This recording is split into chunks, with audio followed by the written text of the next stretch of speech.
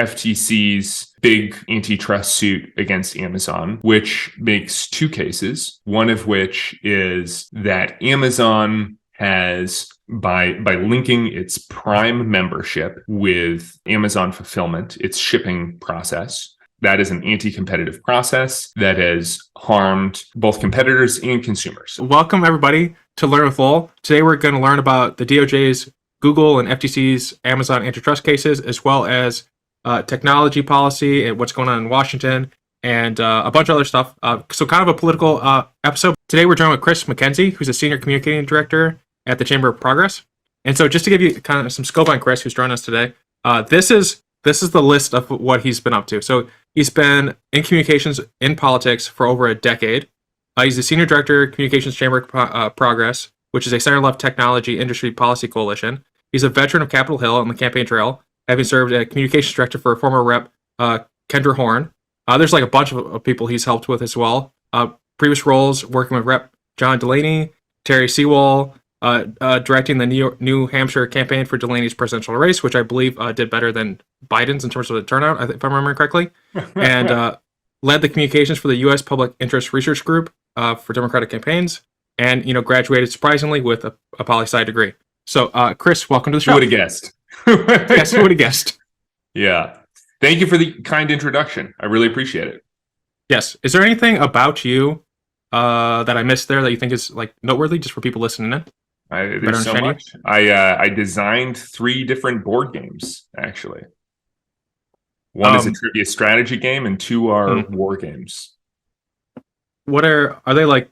Well known? Like, no, can I go buy them? Absolutely not. That's why they're not on my resume. But it's just something that I do in my pastime. I have a 3D printer. I design my own board games. That's just a little bit about me.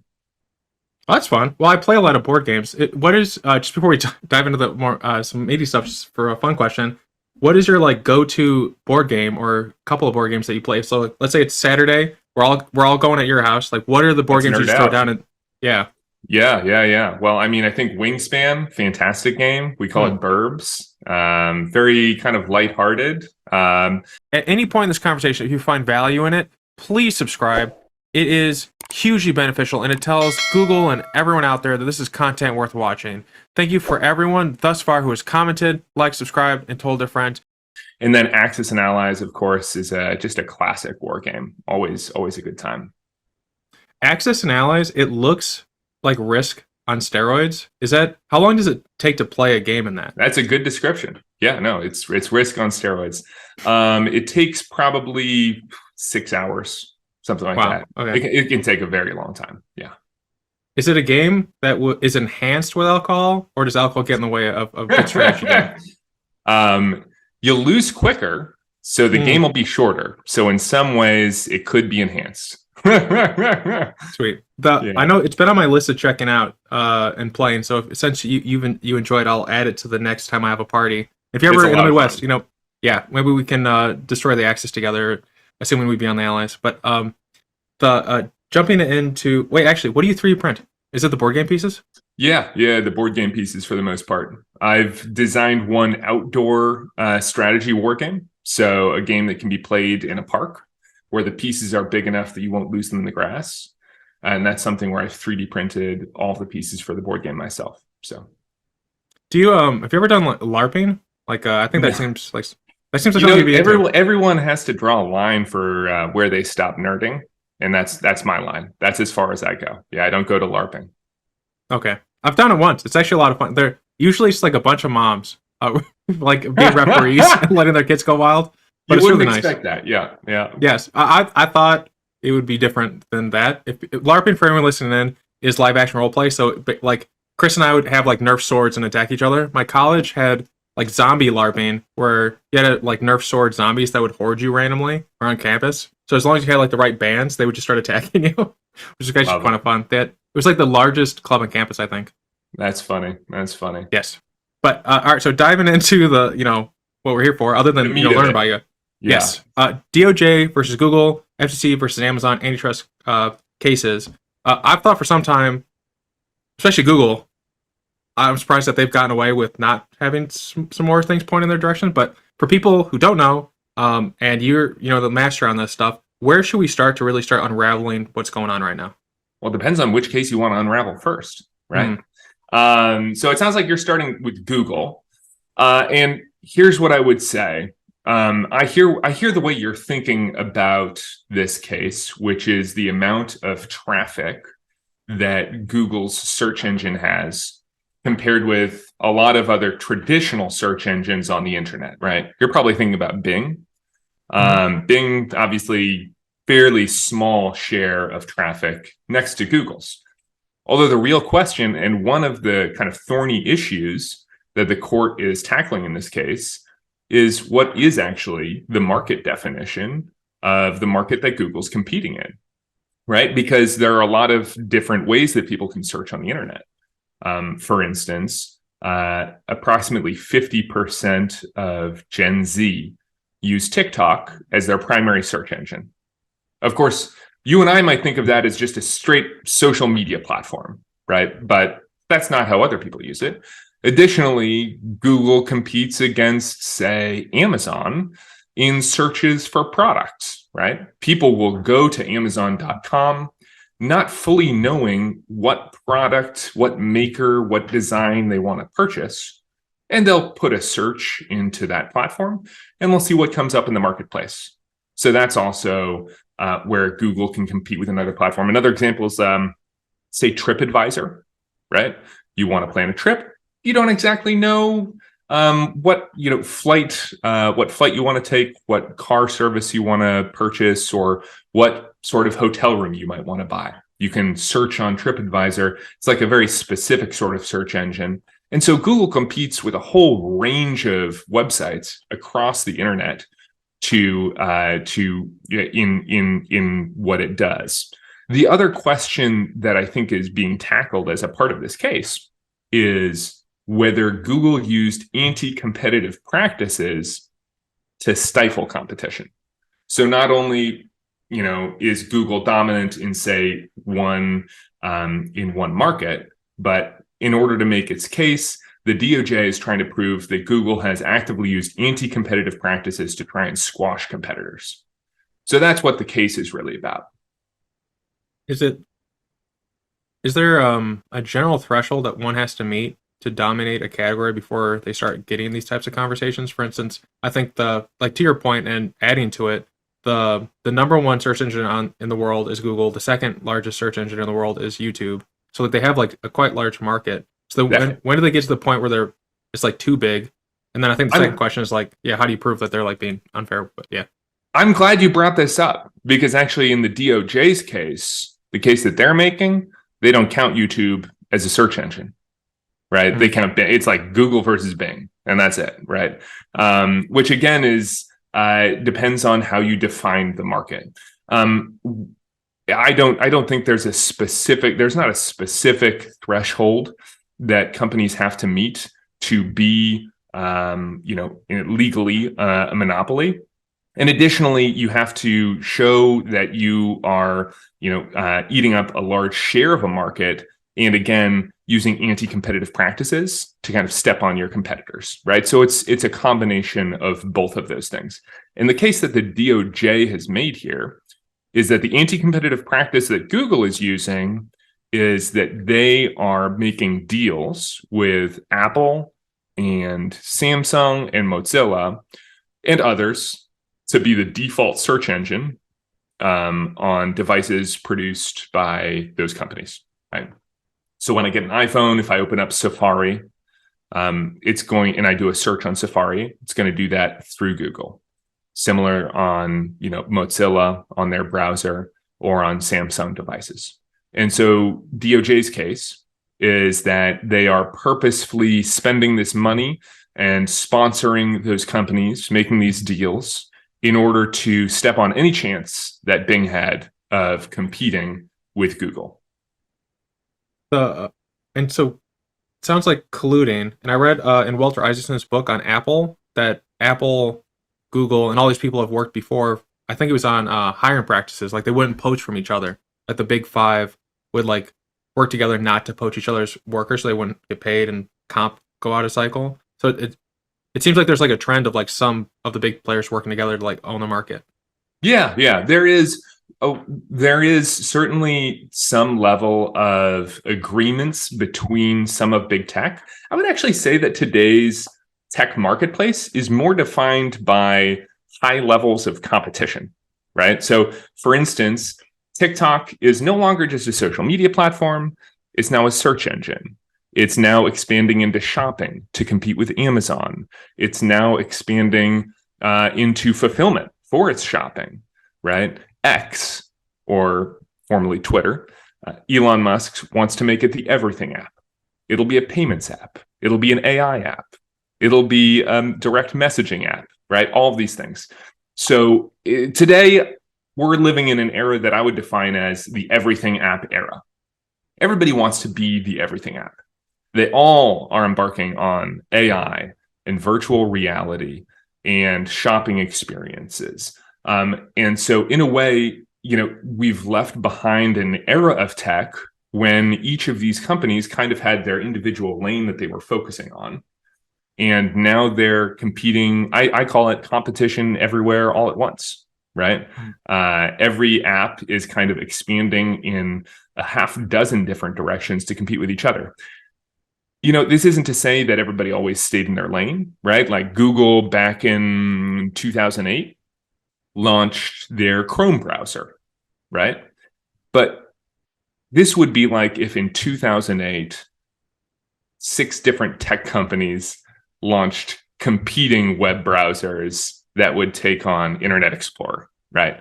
That simply wasn't what was happening. So I think what we're seeing today is actually more competition between the tech companies who are pretty fearful overall that if they don't enter a new space, if they don't challenge the other members of, these 5 or 6 or 7 tech companies, that they'll have their lunch eaten, right? If they'll miss out on AI or miss out on virtual reality or miss out on payment systems, and they can't afford to do that. So they all are competing with each other everywhere to some extent, right? Some of them have made deals. The fact that Google has made a deal with Apple or Samsung or Mozilla isn't illegal by itself, right? Like we know that's a fact. Everybody knows they're paying these companies in order to be a default search engine on those platforms. And in some cases, it's really beneficial to parties other than Google. Take Mozilla, for example, right? This web browser. It gets most of its revenue, not from being a web browser, but actually from its deal with Google to have them be their default search engine, right? That's where it gets most of its profit from. And so that actually, in a way, increases the level of competition among web browsers because Google has effectively funded another web browser by paying it to be the default search engine. The question isn't whether Google has made these deals. The question is whether these deals are anti-competitive and squash competition. Does Bing have, less of a chance because Google has made these deals with Samsung, Apple, Mozilla? Yeah, you kind of guessed at one of my questions. What was it going to be? Which is that when does it go from like good business, like, hey, I'm investing in all these companies, and it's basically just like ensure market domination. It sounds like the delineation between just like being good business is when you start like making it so that no one can compete with you in a fair way.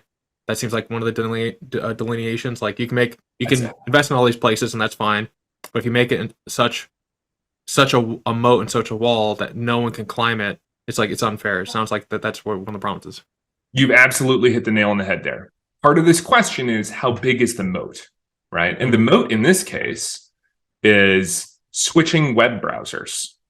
If your default is, or it's not web browsers, search engines. If your default search engine is Google, how hard is it for you as a user to switch search engines to Bing or to DuckDuckGo, right? And the answer to that is that it's actually not that hard. On an iPhone, for instance, it takes about 4 clicks to move from using Google to using some alternative. And a lot of users do switch web browsers. But the funny thing is, search engines. The funny thing is, they switch search engines away from Bing to Google, right? And that's not certainly if you have a PC, right? If you have a PC, comes with Internet Explorer built in, or Edge now built in, Microsoft Edge, and a lot of users switch away from Bing to use Google. The reason for that is because Google's search engine is actually a better search engine than Bing's. It's not a secret why. They've invested a lot more money into making it the best search engine possible. And Microsoft has actually shied away. One of the things that has come out during this trial is that Microsoft has shied away from investing additional funds into Bing to make it an even better search engine. Part of the reason is because they think it's going to be challenging to compete with Google, but it's kind of a self-defeating prophecy, right? Like, you never invest those funds to begin with. You never build out the team to make Bing a better search engine. It's going to have a tough time at that point gaining a larger share of users who are interested in using a search engine. Is there a time limit? Is there like statute of limitations where like all this new competition and all these new people trying to be everywhere apps can start eating into that moat and bring them down to the point where they can't be aversely anti-competitive? So like if like for like 10 years Microsoft or Google or Amazon or whatever was like pieces of crap to their to competitors, but now they're being brought down and like humbled a little bit, maybe like 5% market share, 10% market share, or something like that. Does it? You just like, oh, okay, well now it's fixed, or do we still go after them? And this is like literally, I don't know. Like, do we? No. This is a really good question. Past? Yeah, this is actually a very relevant question, and the reason is because this is kind of what the FTC is encountering this year, and I'll tell you why. Because the FTC back in, I want to say 2014, approved Facebook's purchase of Instagram then, and said this isn't a competitive threat. And then, Lina Khan started as chair of the FTC. And what do they revisit? They revisit Facebook's purchase of Instagram as anti-competitive about a decade later, right? And there wasn't a statute of limitations that stopped them, but the case did become substantially harder because part of the question was, the agency has looked at this deal before and it hasn't done anything. Right. So at that point, that's really going to be working against you. But I want to get back to, for a moment, the question of how big of a moat does Google have? Right. Mm-hmm. And whether Google's, which came first, the chicken or the egg kind of thing. Right. Are users with Google because it's a better search engine, or users be with Google because of anti-competitive practices? And a couple of the things that I'll note are that some of these platforms have considered using alternatives to Google as their default search engine. Great example is Microsoft actually made Apple a higher offer. They offered to make this payment to be their default search engine. And Apple actually rejected that offer, took less money from Google. Part of the reason is because they didn't want to subject their users to Bing, right? I mean, if you're offering a top-of-the-line smartphone, users are probably going to be upset if their default search engine is Bing. Not that it's that hard to move away from it. People do all the time.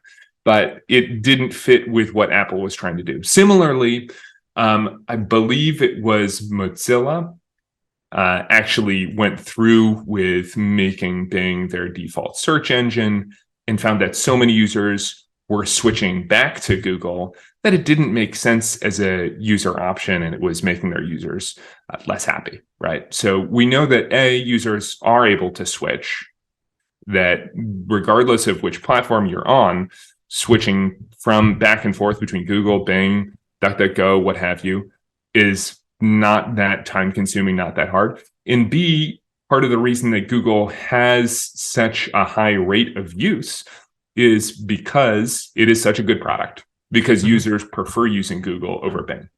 I mean, I would almost put the question to you. You open a browser, you want to do a search.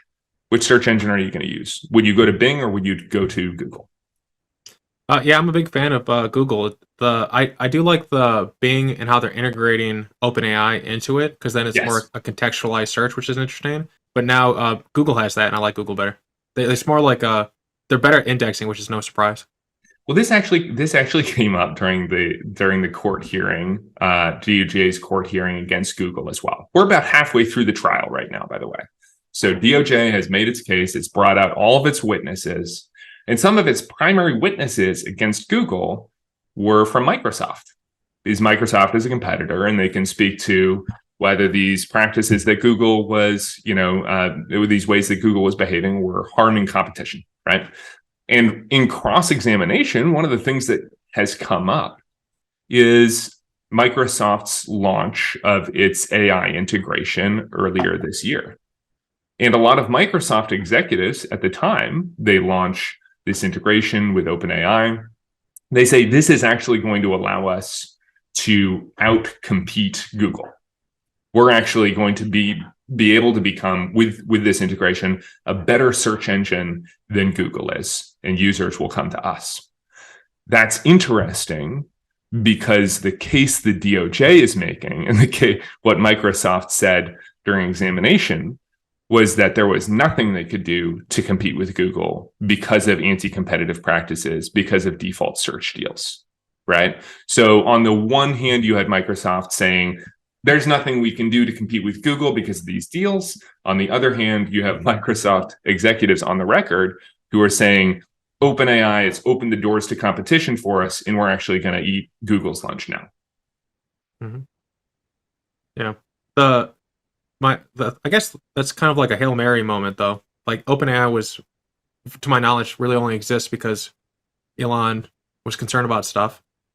And then so it's like, it feels like one of those things where like, Elon? yeah, OpenAI. Yeah. I wasn't aware of OpenAI's connection to Elon. Yeah, he founded it's a Sam Altman platform. Yeah. Elon Musk was like the largest funder in the beginning, and he pulled in the beginning. Okay, got yeah, it. yeah. I think now, like the last couple of years, he left because he didn't like how it was being privatized and being sold to Microsoft. You can read it about it in the latest Walter Isaacson book on Elon Musk, which I'm less of a fan of it for reasons that I don't want to distract us from. But the bottom line is the Elon Musk was the one who convinced the leading AI experts to leave their cushy jobs and to join it and then build OpenAI. And many of them left from Google. So it seems like if you were to delete Elon, we wouldn't have OpenAI, which then we wouldn't have the capacity for further competition from making other people because they weren't able to build it in-house. I only say that because I'm just wondering, it feels like AI in and of itself is kind of like it came in randomly and it's like a big disruption. So it is a huge disruption. Absolutely. Yeah. But I mean, it's here, right? The fact of whether it would have existed, whether, who started it, regardless, it's here. Microsoft has this deal. It's integrating AI, which, as you said, interesting as a user. I'm excited to see how this plays out. And the question now is, can Microsoft compete? Now that it has AI on its side, can it compete? And that's, all of these are questions that the DOJ has to answer in their favor during the court proceedings. And what makes this case so challenging, again, is that the DOJ has the burden of proof in this case. And so all of these questions, they have to get the court on their side. The question of market definition, they have to get the court on their side. They've talked about a marketing funnel and where Google lies in the marketing funnel. They'll need the court on their side on that. The question of whether defaults matter and whether users can switch easily, they'll need the court on their side, right? I compare it to Democrats winning the 2024 elections in the Senate, right? Notoriously going to be very difficult for them. In order for that to happen, everything would have to go their way. Every state that's a swing state would have to go to Democrats, right? It's very similar in this DOJ trial right now. In order for them to win the whole case, every question that's really before the court has to go in their favor. So that's how I describe kind of where we're at the moment, halfway through the trial. And we're about to embark on hearing from Google's witnesses and we're finished with the DOJ's witnesses. So things can kind of only get harder for them from here. Yeah, I'm a little surprised to hear how many things have to go right for them to prove their case. Given I have friends who have said, and I think people can read this like this is like something that people say on the internet, but which doesn't necessarily mean it's true. But that like the FBI, for instance, like if the FBI is on you to like he's like going to try and put you away, like they have like such an ironclad case that you should try and make a plea bargain immediately, because they usually are just like so fully researched in terms of like before they go and hit someone. This is actually a perfect segue. Yeah. Because there's been a slate of cases from the federal government targeting big tech companies from both the DOJ and more notoriously even from Lina Khan at the Federal Trade Commission, right? And so far so far in President Biden's term, these cases have not gone their way. What we knew starting out when these officials were appointed to their posts was that they had their eye on these big tech companies. Lina Khan got her start, her star kind of rose when she wrote a law journal article highlighting laying out a new theory of antitrust that would potentially take down Amazon, was her thought.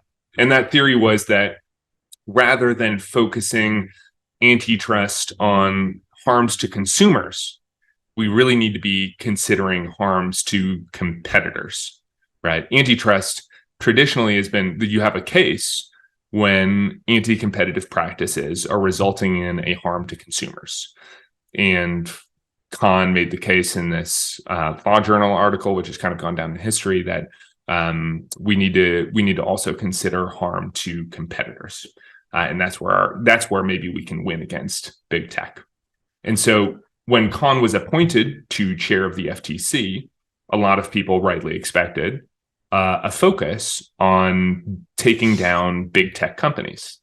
That's exactly what we've gotten from her, from Jonathan Cantor at the Department of Justice. Where those expectations haven't been met is in the result, in the outcome of those lawsuits, many of which have failed. There's actually at this point, they have a fairly bad track record in court. They sued Facebook pretty early on over its acquisition of a very small VR firm, saying that was anti-competitive. That lost. They sued Facebook again, kind of reopening the case of its acquisition of Instagram. That also failed. And now, of course, they're taking on Amazon over what seem like a couple of long shot cases, right? One over dark patterns, which we can get into. And the other is kind of a broader, the big one is what some journalists call it, a broader antitrust case, focusing on Amazon's integration of its Prime membership and its fulfillment services, as well as its Amazon buy box practices. But anyway, the point is, when I think the opposite is true in this administration. You said when the FBI opens an investigation against you, you know you're kind of screwed, right? In this case, when the DOJ and FTC have opened an investigation against you, you might stand a chance in court. At least so far, that's what the track record says. Yeah. So the difference in perspective on what's antitrust, harm to consumer versus harm to competitors. Yeah. Does the law and policy back up that perspective? Well, it sounds like it doesn't. That's kind of where Khan has fallen down in court, right? Is an inability to show harm to consumers, has disabled her from making her case. So it's I would call it an aspirational application of the law, which some proponents of this sort of application, this less consumer-focused application of antitrust law, have said, well, if Khan and Cantor and the Biden administration fail at making this case in court, it will only prove to Congress that we actually need to pass bigger, stronger antitrust laws that broaden the definition of what an antitrust violation is, right? The opposite has been true in some senses. We've seen Lina Khan fail in court, and instead of inspiring everyone in Congress to pass new antitrust laws, it's actually really turned off Republican lawmakers who've looked at Lina Khan's work in the FTC and said, that's overreach. No one gave her, the authority to make these cases, right? And they're failing in court, but still, I think it's turned off a number of lawmakers who actually now kind of want to cut funding for the Federal Trade Commission because they don't want to empower a regulator to make these, novel cases in court. They want someone who's going to enforce the bones of the law, traditionally what we've considered as antitrust. Yeah, as you're telling me about this, there's like two trends. One that you just illustrated, that if you keep swinging for the fences, there's that saying that you're kind of like giving your opponents ammo to use against you, and they, especially if they like cutting bureaucratic funding and what have you. The other one is, it sounds like, I don't know if there's like a term for this in politics, but like when there's a young upstart given to a position, you see this in like finance, where when you have like a bad quarter, a bad couple of years, and I think a lot of baby boomers are probably going to start experiencing this as they go to retire, and there's like recessions and stuff that happen. People try to like swing for the fences more to make up for their losses, but the problem is that just means you lose harder, and worse things come from it. So it seems like there's that trend of like they're trying harder and harder to make up for those losses so they can have a better track record. The problem is that they don't have the track record to back up what they're doing. And at least the larger question I was going to ask you, because I've been hearing there's like a push to improve the IRS, like the number of people in the IRS, because like it's underfunded and all these different things, and people didn't like that because they're like, oh, you're just going to attack people or what have you. But like the IRS doesn't have the capacity to go after like millionaires or something. I think that was like the logic, because they're like so underfunded, they can only go for. They're very well funded. People who can, the millionaires. Yeah, they've got good lawyers. Yeah. Yes. Yeah. So it seems like those are the two trends. Like it's like that upstart person who's trying to do something, and it's like kind of questionable in terms of the law. But the problem is, like, every time they lose, it sounds like they try to, now they're at the point where they have to get like six, whatever the number is, things just right going their way for them to really prove their point. And if they don't, which is very likely, the Republicans or whomever is going to be like, well, why do we even fund you guys so much anyway if you're going to keep losing taxpayer money? And making cases that aren't supported by the law. Yeah. Generally, right? I think one of the interesting facts is that, Khan came in here as an opponent to big business, right? Kind of wanting to increase the amount of cases the government wins against the private sector and, whip big tech into shape, right? The opposite outcome has actually been true here, where past FTC chairs they certainly haven't lost in court as much, but they also have made more settlements with companies, which I think Khan views as concessions, right? But the fact is that settlements do achieve consumer results. In a settlement, the agency and the company will decide not to go through with the trial and the hearing and whatnot. And instead, they'll say, well, you change these harmful behaviors to consumers and you pay this fine.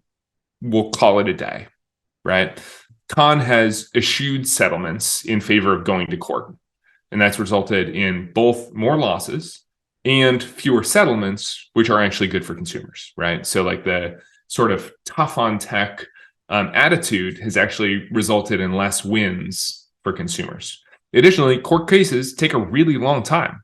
It's very possible that Khan will start some of these cases in the Biden administration, and the next person who comes in to take the role of FTC chair will walk away from these suits, right? So there's little telling in some cases how they'll pan out, or whether Khan will even be here when the final judgment comes down. You think the FTC had sufficient funding to try these cases fully, or do you think they lack the resources to really go into depth like the FBI can and make sure they're wins? I don't think that ultimately it's a resource problem. I think it's a case problem. I think the fundamental facts of the case aren't supported here. And I can start with the FTC's big antitrust suit against Amazon, which makes two cases, one of which is that Amazon has, by linking its Prime membership with Amazon fulfillment, its shipping process, that is an anti-competitive process that has harmed both competitors and consumers. I think because of the court losses that Con has experienced, we do see some level of talk in these complaints about the impact on consumers, right? And then the second question is, or the second claim they raise, is that Amazon's buy box policies of highlighting the lowest price for consumers on their website has actually raised prices across the internet for consumers. This one, we're going to have to stretch our minds a little bit to get there, but we will. So the first one is pretty simple, right? You have a Prime membership, you get 2-day shipping. You get free 2-day shipping, or in some cases, 1-day shipping. The reason for that is available to you is because for Prime available products, Amazon runs its own shipping. We all know Amazon has these warehouses, staffed by Amazon workers that, contain products from any number of sellers, right? Millions of products. And from those warehouses, they ship on Amazon trucks with drivers paid by Amazon out to your house. That's how they guarantee delivery in 2 days. There's another option, which is that they could allow sellers to choose their own delivery method. That is available for sellers, right? Sellers that is an option. They could do that, but then their products wouldn't be Prime eligible. Now, the problem here, according to sellers, is that consumers only really want Prime products. If you or I go on Amazon and I'm searching for anything, a garden hose, I'm going to be honest, I'm almost always going to click the garden hose that comes with free shipping in 2 days rather than paying the extra delivery fee and who knows when I'm going to get it, right? So those sellers who choose not to participate in fulfillment by Amazon see that their products don't sell as well on the platform. And they claim, and the FTC claims, that is anti-competitive. The issue is that the alternative, that Amazon incorporates any shipping a seller wants in their Prime membership program, is not viable. They have actually tried it before. They had a seller fulfilled, a fulfillment by seller program where they said, listen, you can be part of the Prime program, getting the product to the consumer in 2 days, that's up to you. You don't have to pay our fulfillment by Amazon fees. You can choose your own shipping method, but you got to get it there in 2 days because that's what we've promised to our Prime members. And what they found was the products weren't getting there. Consumers were unhappy because they weren't getting their 2-day shipping. And so they ended that program, right? And so the issue here is that there's a clear benefit to consumers from the linkage in Prime fulfillment by Amazon and the Prime membership. The other issue is that this is actually a pretty common practice. Walmart does the same thing. They have a marketplace and they have their own fulfillment warehouse. And so making the case that this is an Amazon specific practice that has harmed competitors, one of which is Walmart, which does the same thing in its own, fulfillment, and that it's harmed consumers is actually pretty challenging for them. So that's kind of one of the primary cases that they're making. And I'll pause there. Yeah. Does anything in their case account for the fact that Amazon sometimes sees what's selling well and then makes it their own product and then undercuts the other person that originally was making it? So I was reading that happens a lot. Not this case. I think it's disputed. I honestly think it's disputed how much data Amazon uses from its own platforms to determine which Prime products it wants to make, right? And this case does not focus on that. It does, again, these two issues primarily are what it tackles: the linkage of Prime and fulfillment, and then its buy box practices of if you're doing like a one-click shopping, which product is it going to elevate to the buy box, right? Those are the two issues it tackles. But I do know that its data practices. So the EU, interestingly, made a similar claim against Amazon that these shipping practices, its linkage of fulfillment by Amazon and Prime membership, were anti-competitive. And what did they do? They chose to settle with Amazon instead of taking the big swing in court. And the settlement they came up with, part of it was how Amazon uses data it receives on its platform from sellers. So certainly, if the FTC were willing to make a settlement, it's possible that it could address some of these issues. But yeah, if you were at Khan's side and like able to help her navigate these things, are there? It sounds like the impression I'm getting. You can correct. Maybe you're just like telling it so well, but it sounds like these aren't the cases you would necessarily pick. Are there? And if so, like, are there better cases that you'd more navigate her towards to have the impact that she's looking for? Yeah, actually, I'm glad you asked this. Right.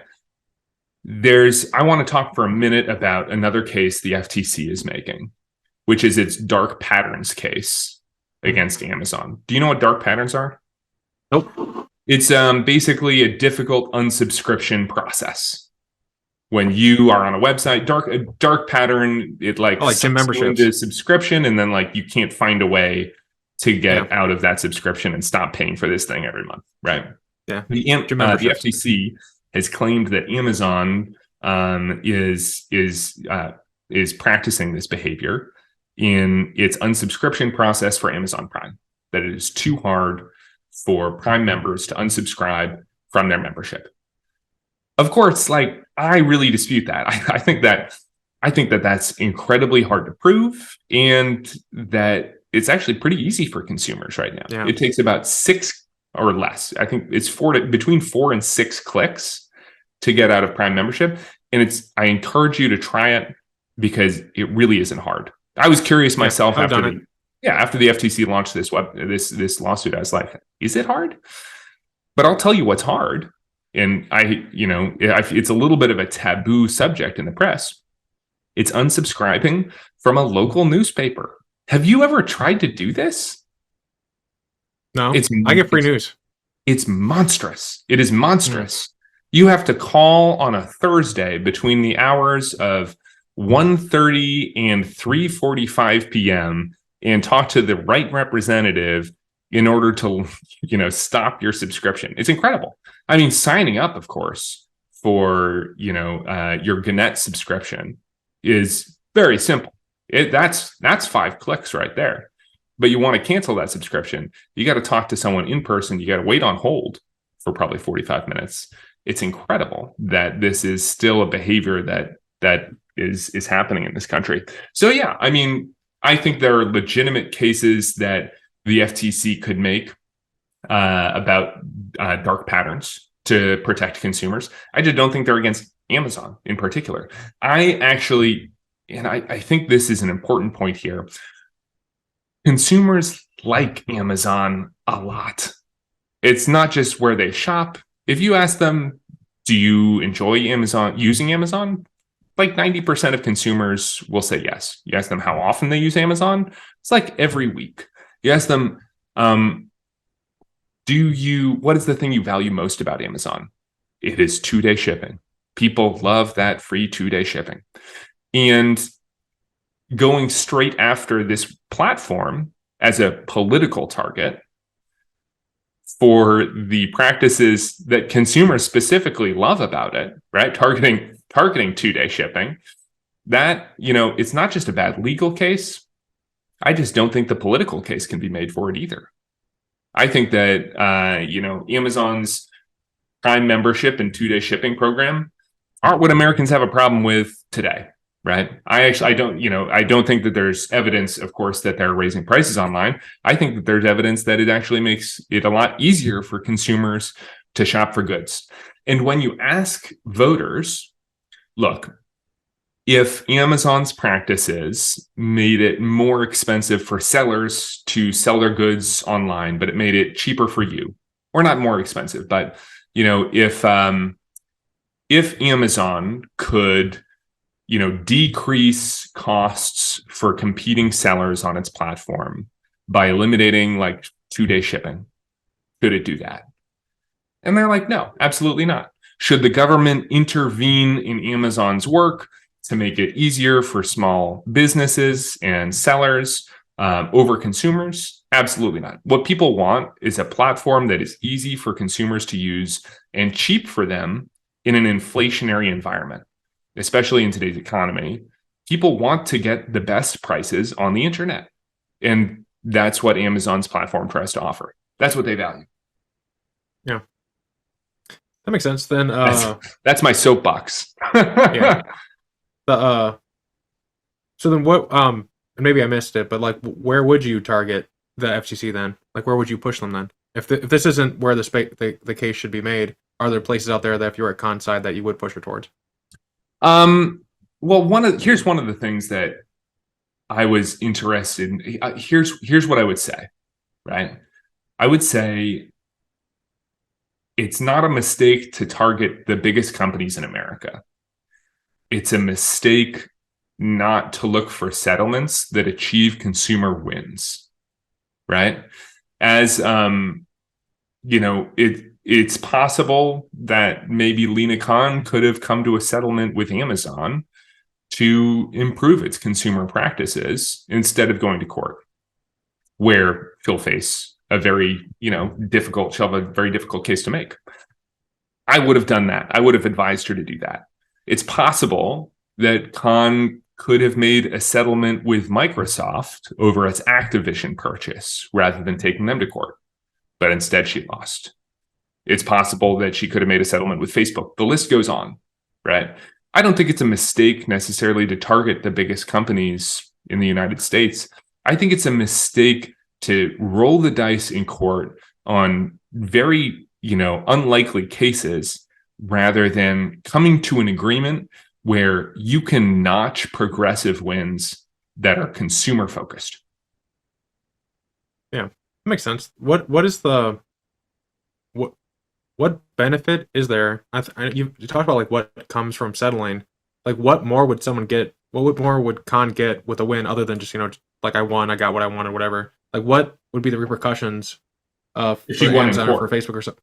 Yeah, if she just like full on won, like what happens to these companies? Well, this is the real question, right? This I think is the $1 million question of, let's just take Lina Khan's case against Amazon as an example. Her case that Amazon, fulfillment by Amazon and the Prime membership shouldn't be linked. If she won in court, they aren't linked anymore. She has to pay a fine. But I think that the bigger question here is what happens to the most popular online marketplace in the United States? And what happens to 2-day shipping? Because people love that, right? The fact is that Amazon would have to change its practices to offer sellers the ability to be a part of its Prime eligible products, but at the same time, offer them the ability to ship with other fulfillment services. So US Postal Service, for instance.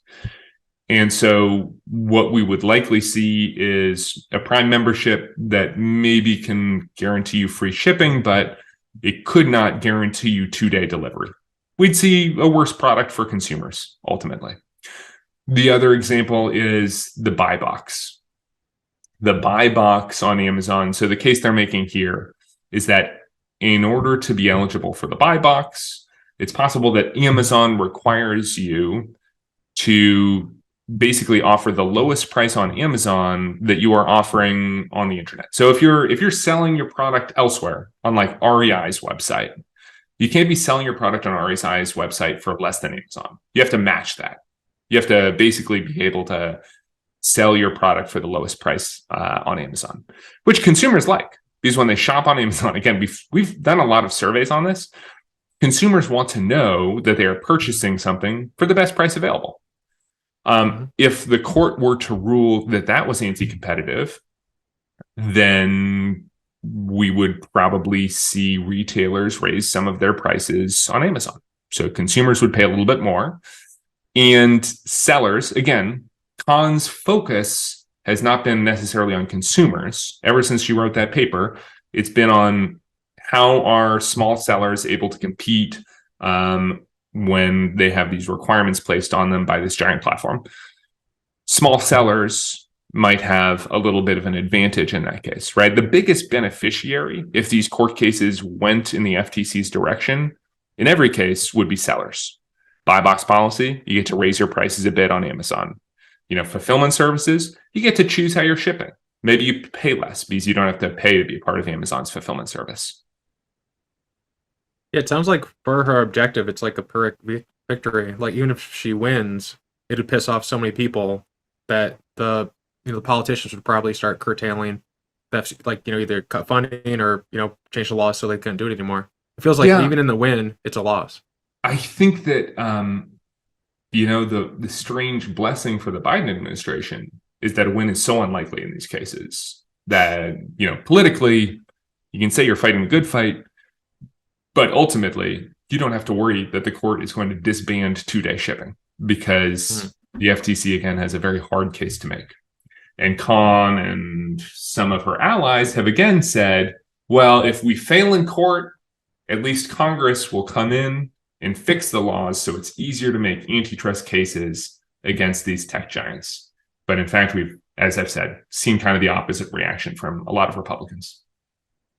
Yeah, I imagine if they could set it up where they won the cases and it resulted in people enjoying it more and then started like a lobbying campaign behind it, then you'd probably get that result of updating the laws to meet even larger things versus just hoping that doing a good the other way. If they won the case and everyone was happy because 2-day shipping wasn't a thing anymore. If that was the world we lived in, I'm sure Congress would consider acting. Yeah, but that's not the world. That's not the world. Yeah, that sounds like kind of like a misplay, I guess, in terms of like putting Khan in the position to make these decisions. That sounds like she was, or they, I don't remember the gender, but they are focused on something that inherently is not going to work. I wonder, like, the logic behind posting that person then. Like, is it kind of like student loan forgiveness, where people feel like this person's doing something that I like, but then you can kind of like play it slow so you have people like pay attention to what you're doing? Or is there actual intentionality in having someone? Was there intentionality in actually someone who could do these things and fall through on it, or was it just the trying of it, the goal of it? I think it's a really good question. I think that the Democratic Party is a very big tent party. Mm-hmm. I have worked in the purplest districts in America, like little blue dots in red states. And being a Democrat there means something else than it does in New York City and San Francisco, right? The left wing of the Progressive Party wants something different for the most part than like mainstream Democratic America. And the appointments of Khan and Cantor and Tim Wu, for a lot of people, were seen as kind of the Biden administration handing a win to the far left progressives. I think his administration has really been a coalition of long policymakers from kind of across the spectrum of Democratic politics. We've seen cases where even some of them probably aren't quite in agreement on the same issues, right? There is the Commerce Secretary that Biden has, Gina Raimondo. We believe she's done a fantastic job. She's worked to hopefully amend, she works to amend some of the EU's antitrust laws that directly targeted American tech companies. On the opposite end of the spectrum, you have Lina Khan at the FTC, which has actually lent staff to the EU to help them implement those same laws that Gina Raimondo raised concerns about, that will target our own companies. So I think, again, big tent party, Biden, after his victory, can't come into the White House and ignore the needs and the dreams of the far left progressives, whose one of their biggest enemies is big tech, or at least that's, I think, what some people perceive. Are progressives unified enough in what they're going for so you could like split off and make like a third party? No one can make a third party in America. That's no. I think that, I mean, the closest it's ever come is like Ross Perot and Ralph Nader, and that was never even close, right? In our two-party system, the way our primaries and our elections work is that third parties ultimately act as election spoilers, or can throw the election in one direction or another if you peel off enough Democrats or enough Republicans. But I don't believe there's room for a third party in a fundamentally two-party system. If progressives were allowed to, sit, like have the majority in the Senate, all the way up and down, like in terms of being able to like implement their policy, what would America look like that it doesn't have today? Like, what would that change look like? You guys could like really just have the ability to just like work and do what you want. Progressives or Democrats? I think you're the progressive people, so I would assume starting there. I'm a center left Democrat myself, right? Okay. I thought like maybe that was under the guise of progressives. No, we're a center left Democratic aligned organization, but I wouldn't describe myself as far left. Okay. I can't speak for the far left, progressive. Yeah, no, I would like just like pause there. I really was just trying to see what you wanted for the nation. I thought sure. You were under the banner progressives, but whatever you are, that's all I want to know. Your will gets to be done. Antitrust laws get to be changed through the normal means or whatever. Like your president, you got a herd of Chris's in your cabinet. You got a bunch of you guys in the Senate. What would center left policy in America look like? Sure. So I've got my magic wand.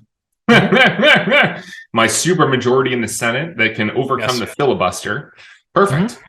Let's see, what would it look like? I really do think that I share a lot of the same values as the Biden administration, right? Equity, opportunity, and sustainability.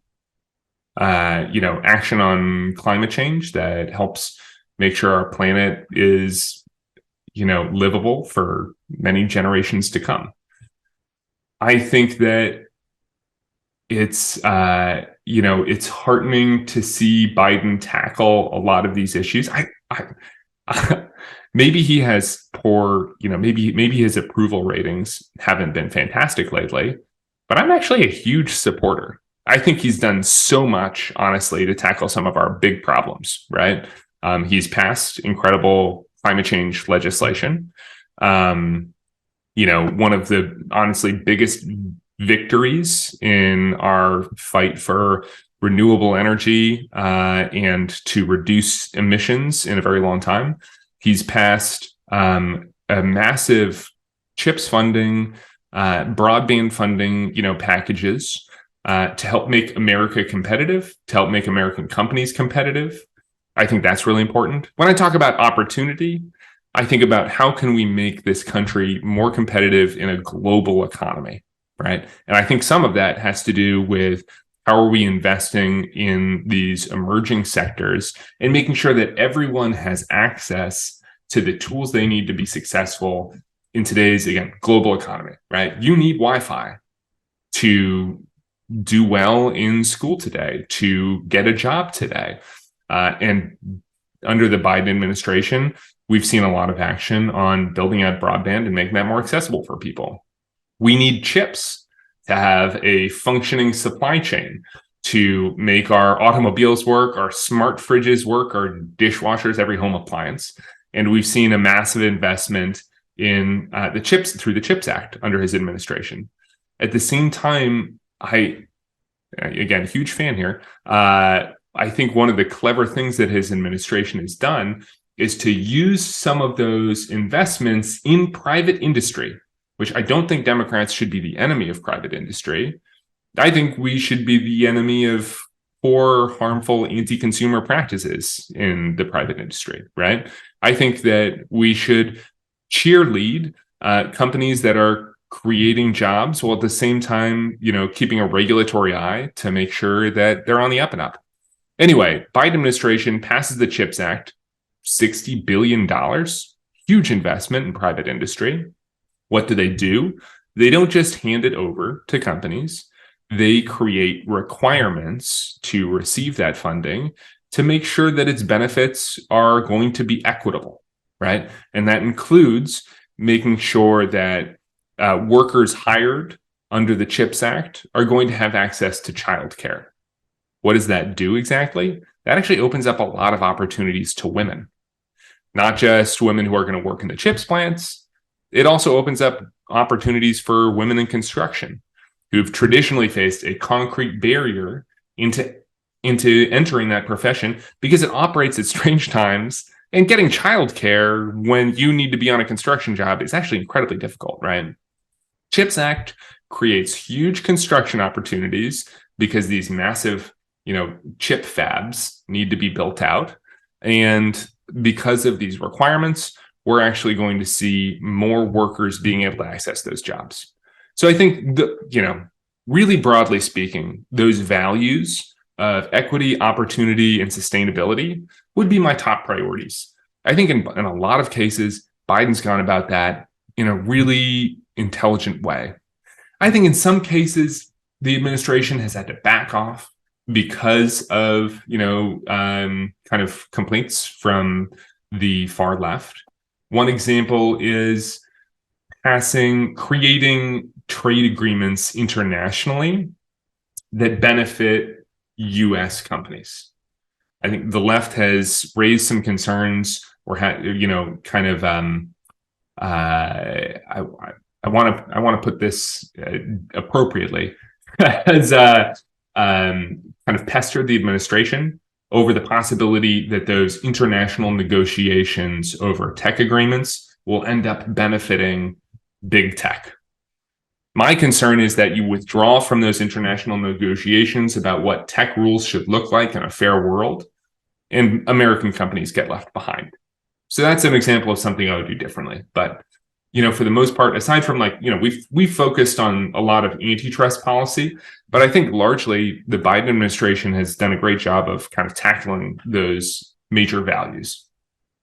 Great. So for climate change, do you think like a carbon tax as like one thing to levy against it? I think reading someone say that if you I'm always a fan of incentivizing people to do the right things. So one way of tackling climate change, do you like the idea of a carbon tax, or do you think there's a better way of I don't know, just thoughts on it?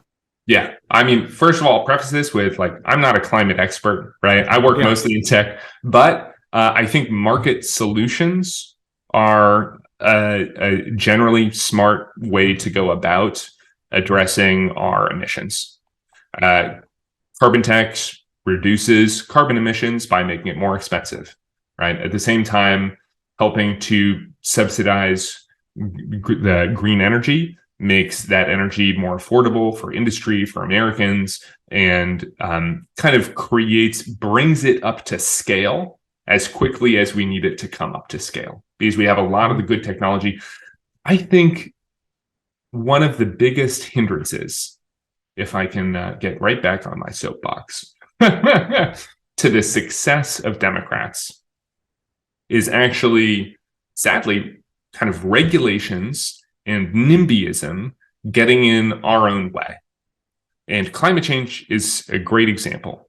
My understanding of one of the biggest barriers to building out green energy is connecting, kind of restructuring our national power grid while complying with the load of regulations that you need to build that out, right? One of our biggest challenges to solving housing affordability is kind of scaling back the zoning regulations that we have in a lot of big cities. One of our biggest challenges to solving roadway fatalities, I think we have an opportunity to solve roadway fatalities with autonomous vehicles that never drive drunk, never drive distracted, never drive tired, right? But the challenge to that is, again, sort of a NIMBYism and a level of regulation that prohibits these innovations from being deployed. We have a lot of regulations in this country that are built to protect the interests of people who are already doing really well for themselves. People who own a home in a neighborhood where they never want to see a duplex because they love the value of their home and they're actually worried that more housing is going to decrease the values of homes in the area. That's true, right? You build more homes, we actually lower the cost of buying a home. That's good for most Americans who are interested in finding an affordable place to live.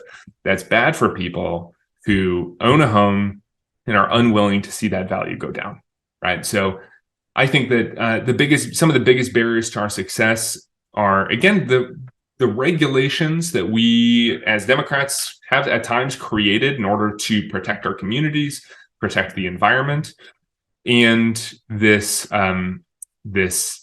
ethos of NIMBYism. Yeah. And NIMBYism, interesting enough, is like it's not like one political party or like political spectrum. Like everyone does that. Political lines. Yeah. Like there's Republican places that do that. There's Democrat places that do that, which is kind of funny to think about, because I think sometimes when people read about it or hear about it, they think it's like just inherent conservative people like Republicans. But no, everyone does it. Go to the Bay Area sometime. They have tons of it.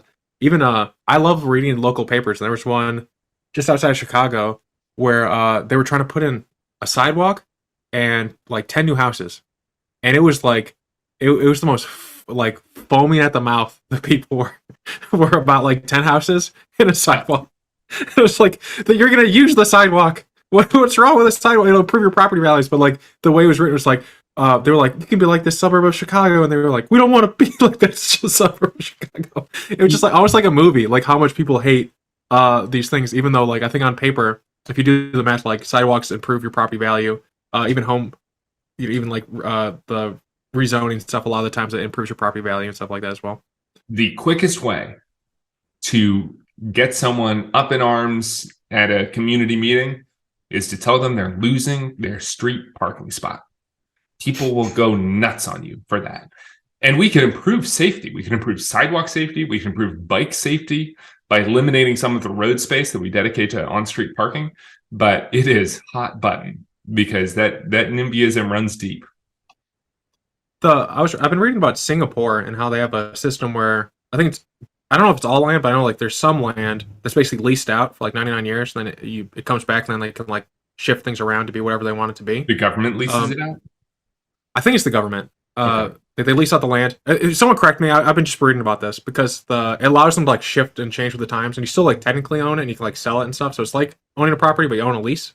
It seems like a pretty good way of like, if like all cities up to a perimeter were kind of that way, we could like shift as like people, as like times change essentially. But I don't think you could ever pass that in America. People really love their land. Well, more than that, even people love their freedom, right? Yeah. We're even Democrats. We're a First Amendment country. We're a country where people want to be able to do what they want on their lands, to say what they want in the public square, and they expect that right. We've all been brought up that is a fundamental right of living here. And so anything that violates that, including, sort of a public domain situation, really upsets people. Yeah. I think that was one of the things that I've read about recently is how Germany and I believe France made any pro-Palestinian protests illegal following the attacks on Israel, right? Protests that say were focused on even supporting, Palestinians from, or protecting Palestinians from a bombing campaign or invasion by Israel, right? Following the attack on Israel by Hamas. That is inconceivable to me in America, that we would ever outlaw someone from protesting for a specific issue, especially a foreign policy issue on our streets. That just seems like it's in direct violation of kind of what the Constitution stands for. So different countries, different expectations, I think, for what government should provide to you and what your rights are as an individual. Mm-hmm. Yeah, no, I agree with your what you're saying, that it is a really nice thing in America we can voice our opinions and not be thought policed into a cell somewhere. That brings us to Section 230 and content moderation. Yes. But I know I wanted to learn more about like your job as communications director, someone who handles communication. And so on your bio, it talked about how like you're good at connecting with center left voters through leaders, and thought leaders, mildly dyslexic, through digital media campaigns and traditional press outreach. And so I'm just kind of curious, as like things are more digital. I think Obama was like the first like digital president and like used all these different things to like get a hold of people. How do you get in touch with the center left voters that you really want, and share your ideals and stuff like that? How do you have some of the outcomes that we've talked about, like helping someone outperform Joe Biden in the congressional district that they're in, which is I think typically like the president does better. But So like, how do you do that? Like, what does that look like? What does your day look like to do this? It's a good question. I've often described media outreach and relations a little bit like surfing sometimes, right? You're out there on the ocean with your board, you're prepared, and you're looking for the right wave to ride into shore. You aren't going to build your own wave in a successful way that's really going to make a big impression for folks. You're going to need to look for the right wave to ride in, and then produce a strategy and tactics around a media relations campaign to kind of ride that news environment that you exist in into shore. One example, one of my proudest moments, honestly, as a communications director. As a communications director, I interact a lot with policy folks, actually. So I don't just write statements and tweets. Thank goodness I do not spend all day on social media. I also work with our policy team to talk about, given the stories that are in the news today, how do we advocate for our values in a way that people are going to understand and be excited about, right? Great example, during COVID-19, when that pandemic originally struck, one of the biggest pieces of advice from the CDC was wash your hands and stay home if you're sick. That was like all they had. That was like the best idea we have is wash your hands. And in Oklahoma, in our congressional district, I actually happen to know that we had more water shutoffs than anyone, pretty much any metropolitan area, because of water bill non-payment. And so we had thousands of residents who did not have access to water at home to wash their hands. And so I talked with our legislative team and our district team about communicating with the Oklahoma City mayor and asking him to turn the water on for these people, regardless of whether they've paid their bill. We're all facing a pandemic. We're in this new and honestly terrifying health situation where we're getting images of body bags coming in from New York. And how are people supposed to deal with it at home if they don't even have running water? So the initial reaction that I remember getting from the municipal water authority was, no, right? And so what did we do? At that point, it became a little bit of a media relations campaign to put public pressure on those people to make the right call and turn the water on. We released publicly a letter that we wrote to them asking them to turn the water on, and I gave it to the news and let them know we're happy to talk about this and why it's really important right now.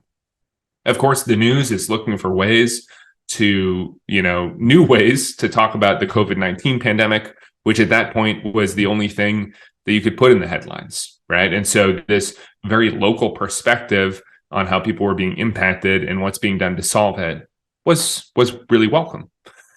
And we, in the end, we were successful. Actually, the city government turned the water back on for Oklahoma residents. They were able to wash their hands. Of course, the pandemic, went on in new and unexpected ways for the next 2 years. But that small victory, that warmed my heart, and that's, I think, kind of representative of what communications work can be at its best, right? Which is reading the room a little bit about what people are interested in and the biggest challenges they're facing, and finding ways of talking to public figures and media outlets that point new solutions out. Yeah. Have you ever? Yeah, that's really cool. No, go ahead. Yeah. What were you going to say? I think that I could go deeper on communications tactics. I think the first things you think about when you're creating a public relations campaign is who you're speaking with, who your audience is, and what outlets speak to those people, right? It matters what outlets I'm pitching with a story, because they're interested in different topics. They're interested in different visuals, right? If I'm talking to a TV station, they often will want a really strong local landmark visual that gives you a setting for where your story's coming from. If I'm talking to the Washington Post, they couldn't care less about what visual I have behind me, right? So a lot of my work when I create some of these public relations campaigns is thinking about what audience am I speaking with, what outlet am I going to, and what story can I tell that is interesting to all of those parties. Mm-hmm. Just a quick question on the water shutoffs, and then I'm going to ask you a follow-up on that. Have you ever gone back and compared your district, the ability to get people's waters turned on, versus a district that didn't, and the potential life and effect that is? I think that for you personally, it would be kind of rewarding to know, if one had kept it the same and yours didn't. I mean, yours did and others didn't, and yours had 4% less fatality rate. I mean, that's probably something I'd put on the wall behind you. You ever done the math on the size of the impact of that? I wish I had the data analytical skills to do that, but ultimately so many independent factors that I don't have the skills to contribute to that, including what's the rate of, say, mask wearing, what were the local ordinances in place about gatherings, what gathering sizes people could have, all schools and all that stuff. So I don't have the tools or the skills to do that, unfortunately. But it would be interesting. The best I can do, again, is kind of compare political outcomes, right? And I have gone back and looked at how did our elections go compared with similarly situated congressional districts. I think one of the best things that we did on my last congressional campaign, my most recent congressional campaign, again in Oklahoma, was transparency in communication with constituents, constant transparency in communication with constituents. Because especially during the COVID-19 campaign, people expected their member of Congress, their lawmaker, to kind of hole up, right? Stay at home, stay safe. And we held a record number of town halls that year, both virtually and in person. And that was really powerful for people. That was something we were known for. We were actually known for being a very accessible member of Congress. So I think that's where I've found success in the past, is connecting with people. And I kind of learned that actually from Congresswoman Terri Sewell in Alabama, who had a process each year where she visited every county in her district. And this member of Congress, their district was massive. This is one of the biggest ones I've ever worked in. It was 14 counties, which is just a huge swath of Alabama, including a lot of very rural parts with very few people in them. But she went to every county every year and did an event in every county to get that face-to-face time with people, which they value, right? They want their lawmakers to show up at the end of the day. It's very simple. Yeah. Because I know we're coming to the end, so I'm trying to edit down for our time. For people who hear what you're doing and the impact it can have, or what career, like political career advice, would you give them to find their way in to a place to contribute like you have? That's a good question. I I would encourage them to look for places to work that align with their values, right? As someone who's lived in Washington, D.C., I actually think that a lot of that work can be here sometimes. So listen, you're welcome to move here. Our summers are absolutely horrifying, but the people are nice and they're passionate about what they do. Even for those at home, there are virtual opportunities today, right? Find a climate organization, find a progressive tech policy organization. There's one of us. Find a human rights organization if that's what you are most passionate about, and get to work. I think that it feels empowering to be able to work on projects that, again, align with your vision for the world. So that's something I would encourage everyone to do. Yes. And then when it comes to your work, the strategy, making a narrative that people can resonate with, or just in general, what books would you recommend people check out? It can be related to work, and then like a sub point in case too much is going on, because I know you're a fiction guy. What books and fiction would you recommend people check out? So you have two different lines you can go down there. Yeah. I'm going to be honest. I don't have good nonfiction recommendations because I've cut that piece out of my life for a little while. But I'll tell you good nonfiction all day long. Listen, I'm a little bit of as we've discovered during the past hour, I'm a little bit of a nerd myself. I love some good sci-fi. Some of my favorite books that I've read over the past couple of years include Gideon the Ninth, the Scholomance series, and Gone World. All fantastic sort of sci-fi books. But yeah, that's my best recommendation. And listen, if you want to stay up to date with activists and lawmakers who are active on the issues that you care about, sometimes the best place for that isn't just a book. It's going to be online, right? A lot of these folks are still on Twitter, or they've moved to Blue Sky or Threads, right? It's helpful to create an account, follow the journalists you're interested in watching, and read their work, subscribe to your newspaper. I think that's the best way I stay up to date on what's happening in the world. Sweet. Yeah, I've not heard of any of the books you referenced, so I'll have to check them out. And for anyone looking for a nonfiction book, Congress for Dummies was recommended to me by another person in politics, so you can check on that if you can see it in my back right corner.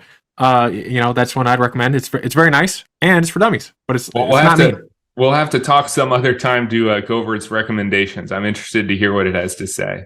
Yes, it's just more like walks through how things work. It's very kind of like how you described just a second ago. How to get involved, local politics, that type of thing. It says how to find people to talk to if you have a certain issue, lobbying and that type of thing. It's it's pretty. If you're going to do anything touching Congress, or you just want to learn more about it, it's a very 300-400 page little thing, and it'll walk you through it. Good primer on it.